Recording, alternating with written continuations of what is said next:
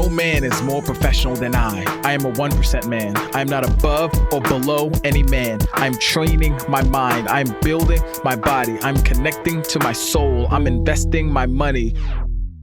Welcome to the 1% Man Podcast. Let's go, go, go.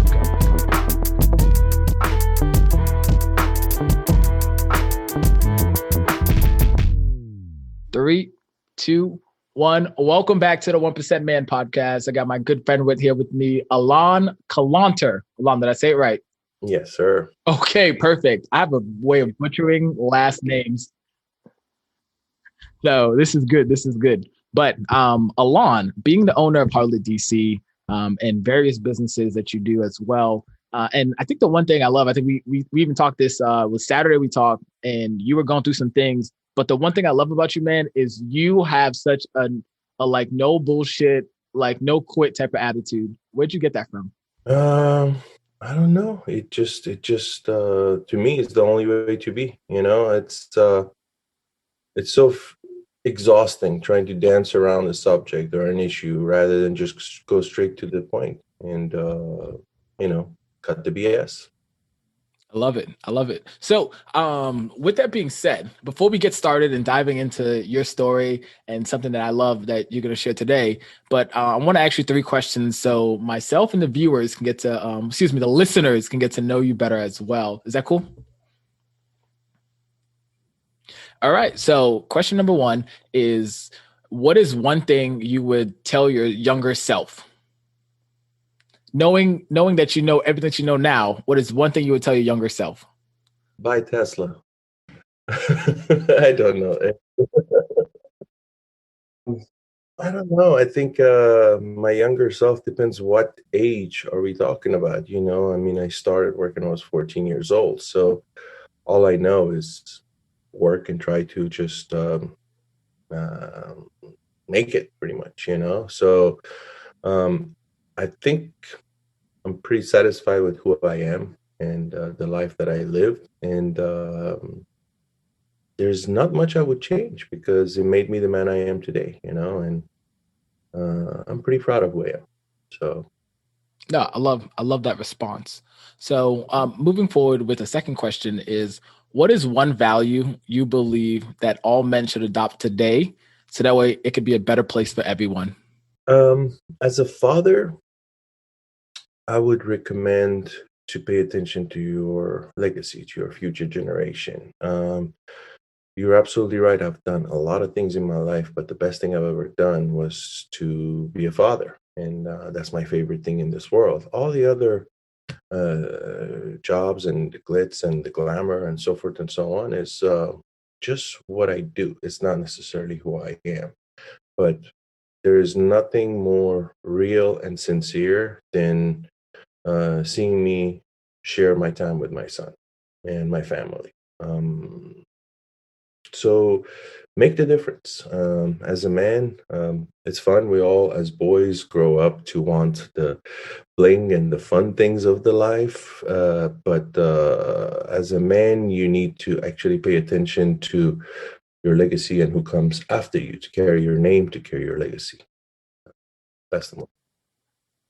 Dang, I love that answer because you don't even know this at all, but actually at the 1% Man, we teach men like legacy is one of the 4 components of being a man here. Vision, connection, energy, and legacy being that piece of, you know, what you're going to leave behind. I think that's so valuable. I think the younger that you start to know that, the better off you're going to be long-term. And that's what we focus on. So I appreciate you sharing that. Third question and final question is, if you could choose another profession to be an expert in or to own or to run, what would it be and why? That is a very hard question to answer because if I could choose anything, well, I think you can always choose what to do. So I like to build. I like to create. Pretty much every project that I've worked on, I've been very hands-on. Either Harlot, either the one before, Mr. Jones in Miami, Living Room, Josephine, Rose Bar. I just love that process of creating something that make a patron, a customer come in and look around and say, wow, that's clever. How did they come up with it? So you can do that. You don't have to wish for it. You can do it as long as you put your mind into it. So I'm not just an operator, also like the design and production part of each concept. And for the future, I'm hoping to be able to do that with possibly homes or even concepts for other people, building like that. I could dig that. I definitely dig that. So being like a builder or designer, or even like a creative designer for people that want to come in, and you help them plan everything out, build everything out, and show them how it's done. Yeah, for sure. I mean, I think anytime you want to open up a business, you have to have a concept, and that concept goes with a vibe and a certain uh, design. And unless you are there permanently to like a music conductor to tell the team what direction to take, what brick goes where, what color goes where, what decorative item goes where. You're not going to ever have your vision come to reality exactly like you expected it in your head.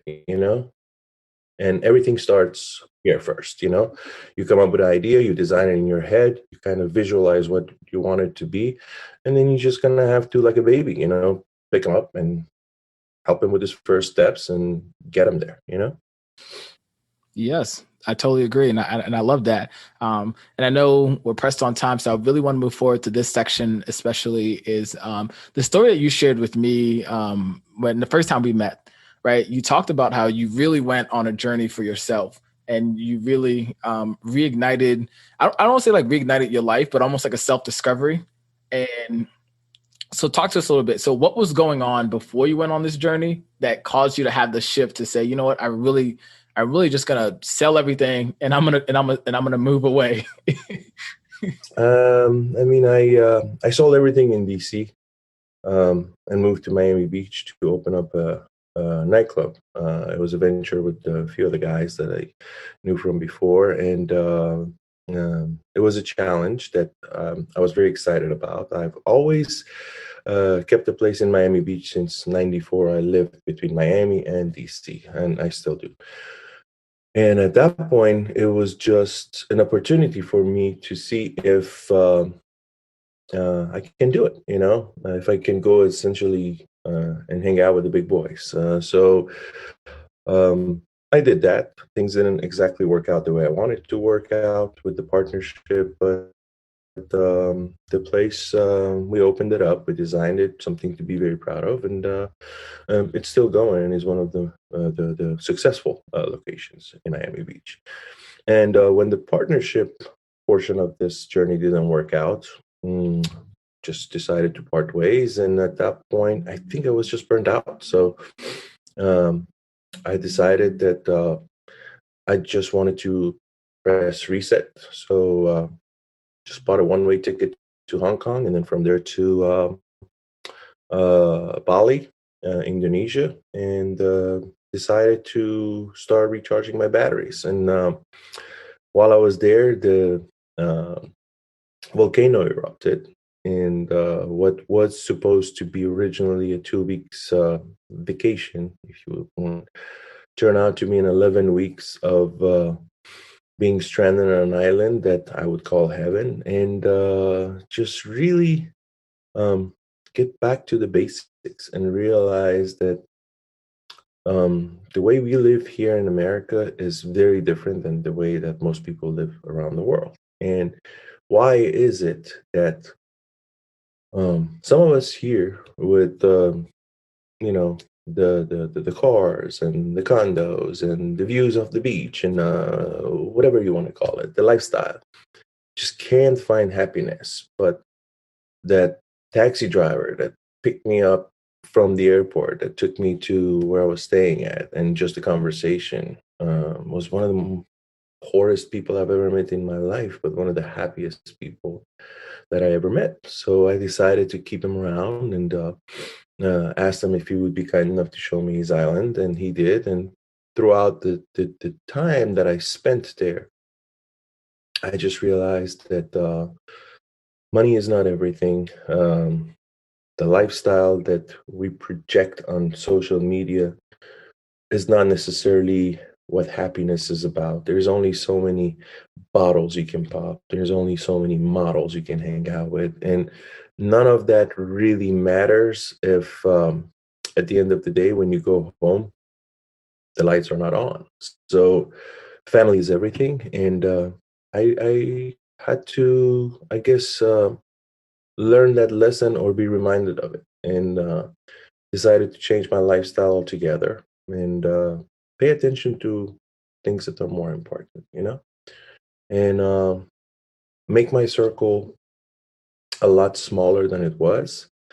And as a result of it, I'm much happier. That's kind of the big picture.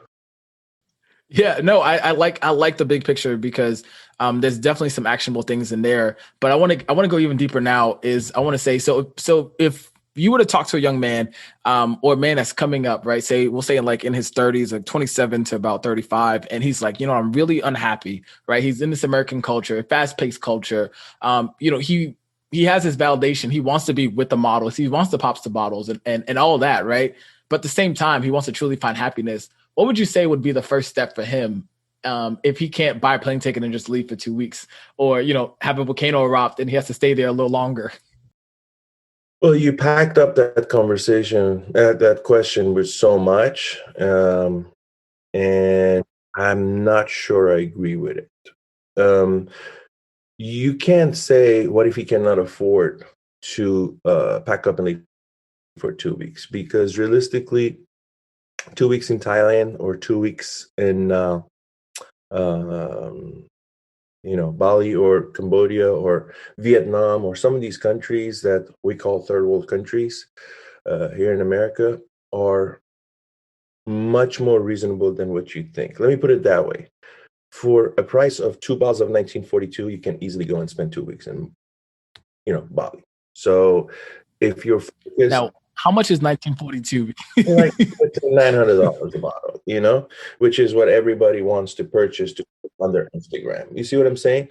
So if that's what your focus is, to have a validation on Instagram and Facebook and from the digital world, then you're missing out. So save up for that, pack up your bags, even if it's just like a backpack, and just go on a trip for 1 week, 2 weeks, 10 days, whatever it is that you can afford. And don't look for impressing anyone while you're there, because nobody gets impressed. Realistically, this is a very American thing to do here, just like popping bottles, just putting on Instagram, renting a Ferrari and a Lambo. And it just sounds pretty stupid, to a lot of people around the world. So start from there, because you will realize what's important and what's not, and then from there, um, get back to the bases, and invest in you by investing in your family and people close to you, people that love you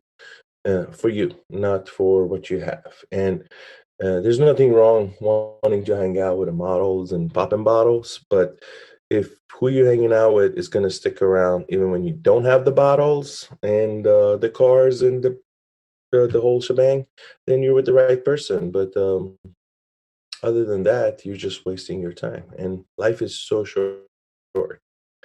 It flies by so fast that wasting it is just that, wasting it.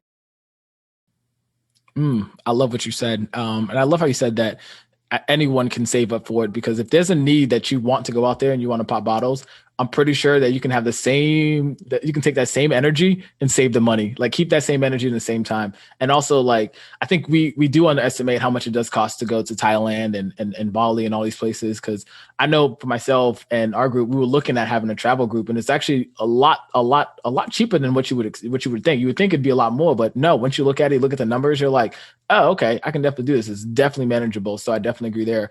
So for yourself, and I love that you touched on the piece of validation, right?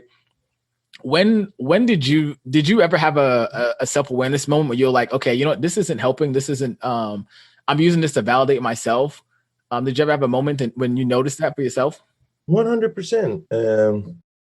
2008, I opened up a club called Josephine, and it was arguably one of the best clubs in the history of BC. And of course, it was mine with my partners. So I'm a little bit biased, but it was very special. And in 2008, we opened January 31st. My birthday was August 29th. And I remember on Facebook, I got like 1,861 happy birthdays. People that I've never met or just Facebook friends and this and that. And I can't lie, it kind of felt good. You know what I mean? Even just call it on a smaller scale, that little moment of fame, and just to have that many um, friends. And Instagram wasn't much of a thing back then, so Facebook was it, and before that was MySpace and so forth and so on. So it was interesting. And then at that moment, I remember I was telling a friend of mine, I said, everything has its course, runs its course, and has a life span. So I wonder 10 years from now, if I do have another, successful club or whatever, how many happy birthdays I'm going to get on Facebook then? And if I don't have anything, how many Facebook happy birthdays I'm going to get? And sure enough, I think, like, I don't know, I guess it was a mental memory recall to myself that it was something like 83 or 89 or something like that, just because it happened that it was a year that I wasn't doing really anything else. You know what I mean? So um, I have learned after 20 plus years of nightclubs to make the difference between friends, acquaintance, and close friends. You get burned a lot in this business. You realize that where you're on top, everybody wants to be around you and everybody wants a piece of you. And realistically, not all of them are wishing you success or wishing for you to go any further. Everybody wants you to do well, but not better than them. Does that make sense? And also, a lot of people secretly wish you to fall even harder just so they can say, you see, it's not that great. So you see all of that. You see the good, you see the bad, and you see the ugly in nightlife. And it's a great educational tool, and you see how some people get lost in it. I probably got lost in it for a minute, and I'm just happy that before it was too late, I got myself back on track. And I don't mean, I'm not talking about drugs or anything else that a lot of people might think of. I'm talking about just mentally, where your head is at. And yeah, yeah, and partially because the height of my career really started in 2008, and I was blessed that my son was born in 2007. So kind of like uh, set the groundwork for me where my priorities were exactly where it needed to be to focus on being the best father I could be for my son and provide the best future I could provide for him rather than having a convertible Royce or driving in cars that I couldn't afford and living in places that I couldn't afford and so forth and so on. Make sense? So it really helped. Fatherhood really helped me not to go over the edge. That's the truth. I love how you said that. I really have nothing to say to that because I think that's just amazing how you package that. Really telling us, like, really check your circle, audit your circle, who's around you and what's around you. I like the way you have the three buckets of friends, acquaintances, and close friends. I think nowadays you probably have like a handful maybe of close friends that you have. So I love that. And also making the difference, something that you really said, making the difference between when you're at the top, not everybody is for you. Some people really want you to fall, and some people just want to be around you just because you're at the top. And can so I know our time is winding down. I really want to talk about Harlot because that's my favorite place. But is can you make how do you make the distinction between who really wants you, who really wants to be around you because they like you, or who wants to be around you because you're just a man right now? You know what I'm saying? You can't control that. You cannot control who comes around you. You cannot control who's your cheerleader, right? Uh, People do what they want to do.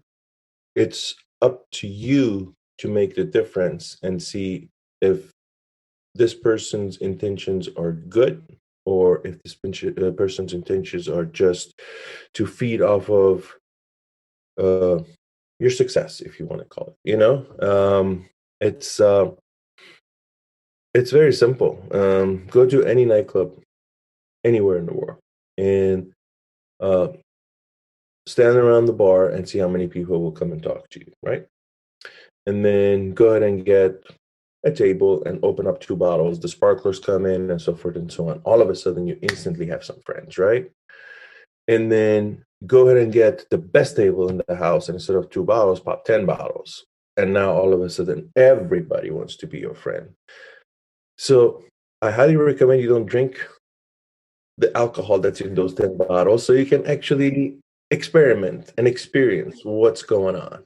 All of a sudden, you are the most attractive man in that club. You are the funniest and the most successful. So that's your 15 minutes of the fame that you have just bought yourself for whatever the cost of it was for that night. And then the next day, you're going to wake up and you're going to look around and see who's around, who's not, who's going to call you to go have breakfast, who's going to call you to go to church, whatever it is that you're into, right? And the chances are your 15 minutes of the fame is over. And unless you're ready to do it all over again that same night, you're just back to that guy that was standing at the bar with no friends, no fame, no nothing, you know? So this is how you make the difference. You need to know when you're doing something and if you are getting the attention because of they're trying to take advantage of you, or because they truly enjoy being around you, feed off of you, learn from you, and hopefully help you to get somewhere else.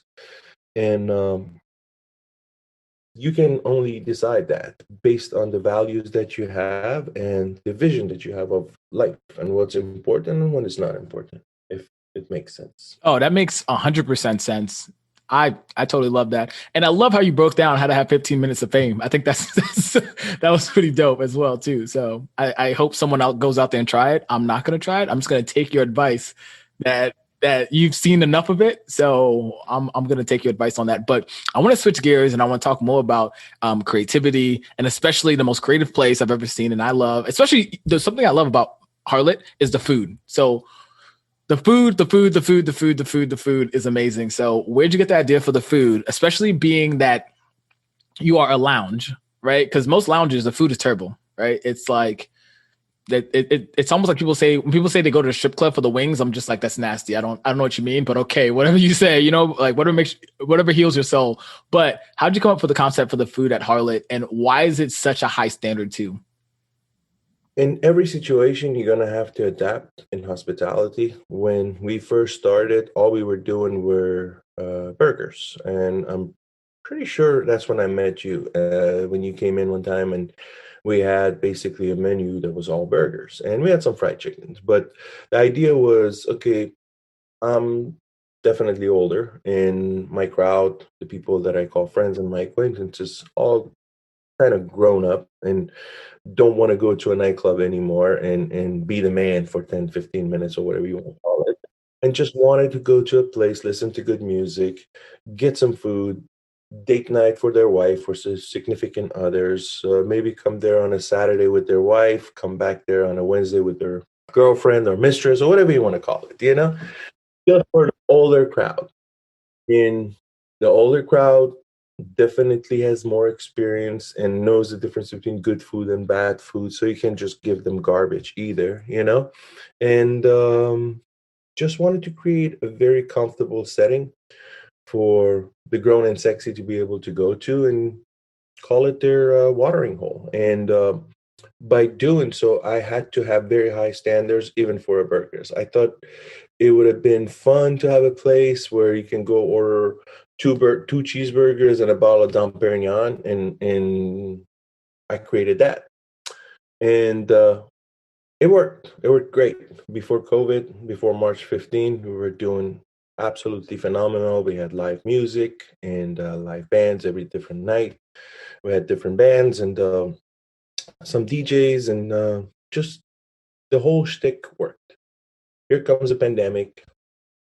The city shuts us down along with everybody else for a few months, and you really have to, at that point, put your thinking hat on and decide, how am I going to save this business? Every business is like a baby, you know. So how do I get it to where I needed to get it? And the whole burger shtick didn't really work anymore, because after 3 4 months of people being in quarantine, they didn't really want to go out and eat burgers. Not to mention the capacity went down from 100% to 25%. So now you're really operating with 50 seats. And how do I create an experience for people to go out, try to celebrate whatever this new normal is for a minute without having to really sacrifice the fun part of it. So we decided to come up with this 4 course menu for dinners and 3 course menu for brunches. And with that, we had to come up with such a special and unique menu that will make us competitive. Coming from an nightclub background, I just realized the money is always in alcohol. So why even care about trying to make a profit or a profit margin from the food? Let me give the best food possible that nobody can really compete with, because I'm running it at 100% food cost, or food and labor cost. So essentially, I don't make any money off my food. That way, I can give you a certain quality of food that nobody else can, because based on the clientele that we have, they come in and they have a few drinks, and that's how I make enough money to keep the lights on. Does that make sense? With that business model, I kind of set myself apart from, if you want to call it, competitors or the other people in my line of work. And just like you said, the food, the food, the food. That's what everybody's talking about. The food, and then of course the decor. You know, everybody talks about that. And then the fact that I don't price gouge. All my prices are very, very fair and reasonable. Even before COVID, we were always very competitive. And I work with a group of promoters that are very much like-minded, and I enjoy working with these guys. It's not just I need them, they need me. I actually enjoy the folks that I work with. Same with my staff. I have a very cool, unique staff, and Yes, you do. I'll plug that in. Hell yeah, you do. Because everyone I've met on your staff, super friendly.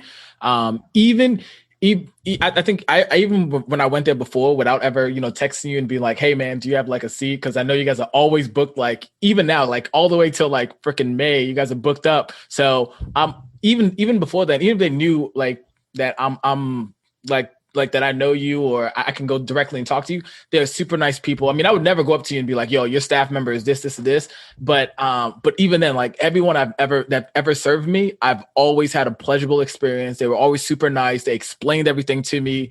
If the food is taking long, they'll be like, "Hey, I apologize, the food's taking long," and I'm like, "Yo, this is great. Like, thank you for telling me. You don't keep going. Hey, look, I'm super busy right now, but I'm gonna get to you." I'm like, "Yo, as long as you tell me, I love it," and they're very informative. They don't, yeah. So, I kudos to you on that. You know what I'm saying? and kudos to them. I mean, it's not like we sit here and I train them every day. It's just genuinely nice people, and I'm just lucky, you know. I'm I'm lucky, and I'm blessed to be doing something that I actually enjoy. Yeah. Yes. So I know before we go, I really want to talk about this. How did you get the idea for creating the Harlot DC the way you created it? Because you have so many iconic things in there that speak to DC as well. And then also you have a golden, a gold ape, right? It's an ape or monkey. I don't know. It's ape or monkey. How do you, It's a gorilla. and a golden It's a pig. gorilla It's a what? and a golden pig. Yes. So talk to us about that before we go. I think this place was built in my head throughout my travels. Like you said, we talked about the Bali portion of my trip, but then what pretty much followed up is another almost 18 months of just traveling around the world and absorbing everything it could absorb. And when I was in Belgrade, Serbia, I came across this one spot that was kind of a lounge that opened up at 11 a.m. for breakfast, and then you could go there for lunch, and then in the afternoon, people would go for happy hour, and then um, at night they would have a band or a DJ, and then they would close realistically. Like I remember one time I told them, "What time do you close?" They said, "When everybody leaves." So it was a little bit of a different mentality. Europe is definitely more open minded than us, and I loved it. This place was packed 7 days a week, and it was never like about show off or this and that. It was just a very cool neighborhood bar, and people that I spoke to said we've been coming here for 20 years, 30 years, 40 years. My dad used to come here, and so forth and so on. And I figured we don't really have anything like that in DC. So why not make it a passion project to create something like that maybe hopefully, if I'm still around, you come one day with your kid and say, "Hey, I used to come here 25 years ago," and so forth and so on, and just create something um, of a must see or must go to. And that was the concept of uh, Harlot. And next was, how do we decorate it, and um, what would it look like? And I can't explain what it looks like the way it looks like. I have a very good friend of mine who's an amazing designer from Miami, Mark Lemko. And when we talked about it, and I told him, this is what I want to call the place, this is what I want it to kind of feel like. Um, he was like, okay, well, I'm just going to shoot you ideas, and then we got to bounce back and forth and come up with it. And every piece of this place, every inch of this place has a meaning, to me. And realistically, that's all that matters. I'm creating it, it's my art, and I just want it to make sense, right? So when you do a little bit of research about the building and the location that we are, it's an iconic building. It's the old Bohemian Cavern, the House of Jazz, and some of the legend of jazz have played in that building. However, the first floor where Harlot is, during the first part of the 20th century, used to be a pharmacy. So we recreated that pharmacy bar counter with drawers in front of it and so forth and so on, exactly to the way that it used to be 100 years ago, or at least as close as we could come up to the pictures that we found about it, right? And then cherry blossoms, obviously, because of the fact that it's DC, we have to do a little shout out to the hometown. The gorilla, I don't know if you remember, there was a gorilla that was shot in the zoo, I think, Harambe, and they shot him for no reason because some kid fell into his cage and so forth and so on. And as a joke, one time I said I want to do a shrine to Harambe, so I just did, And why the gold pig? Why not? You know, as simple as that. It's just a subject of conversation, and in the Instagram age, people like to take pictures of themselves next to a gold pig. So, voila. It's crazy because I've seen people come into your in there. I remember when we first met, you're like, yeah, people just come in here and take pictures. And the minute you said that, I noticed. I'm like, yeah, these women literally came in here, got a drink, took pictures, and then left. And Yeah. Women, yeah. So it was I've seen that so many times. I'm just like, wow, this is and then I'll even look on Instagram and I'm like, oh, they have the harlot. Because it's so distinct that you can tell from the background. You're like, that's a cherry blossoms. I know where you're at. Like And it makes me feel good that people enjoy my vision, the same way that it makes me happy to see that um, people enjoyed our food, and you can never make everyone happy. And I know that, and I'm at peace with it. And that's why I don't even open up Yelp. I don't look at Yelp. I don't look at Google reviews. If you like me, like me. If you hate me, hate me. I don't care. It is what it is. I do my best. That's all I can promise you. And a lot of people might not agree with me, and it's okay not to agree. But at the end of the day, I don't want to have my mind and my staff's mind poisoned by somebody who's just having a bad day and then decided that they wanted to go ahead and sit on a computer and write about my chicken wings for 5 hours. Back in the days, you go to a restaurant, you don't like the food, you don't like the food. You just never went back. But you would not go and try to bash someone who, no matter at what level, it takes a lot to be a business owner, a lot. And there's a lot of people that depend on these businesses and staff. And I'm proud that I can put food on a lot of people's tables. And for somebody to be so reckless just to go online and just try to butcher you just because they had an experience that was not up to their expectation. Well, why didn't you just call the manager and talk to them? Why didn't you call the owner and say, hey, man, the food was too salty, or the guy at your door was a little bit too rough, or whatever? Like human contact, But everybody wants to be a digital warrior and a tough guy and go online and just massacre you. So I don't entertain that. I don't just, I don't read it. It's not interesting to me. I actually almost I went back and forth with well, we're not friends anymore, but not because of this situation, but she came to the harlot, she didn't have a good time. And she was trying to we literally went back and forth and started to yell, and I was just like, hold on. It's not worth it. Like, hey, look, I get it. You had whatever your experience was, but we went back and forth, and but come to find out, she's also a super picky person about little things, you know what I mean? And like any little thing can set her off. So I told her, I was like, it's not dumb, it was you. It's not dumb. And that's when we went back and forth, you know what I'm saying? But whatever the case may be, I totally agree. I think a lot of people are digital warriors. If I have a bad time, man, I'm gonna be like, hey, can I talk to your manager? I'll let the manager know. And after that, I'll leave. But I think you should always give a place at least 3 good tries before the one time could be a fluke, could be a whatever. The second time could be a fluke again. But if you go consecutively 3 times and it's bad, don't leave a review. Just say, you know what, just don't patronize there. You know what I'm saying? So don't go and just walk away. If you really wanted to help, you would actually go to the operators and say, hey, man, I get it. You're in the business. I'm just trying to help.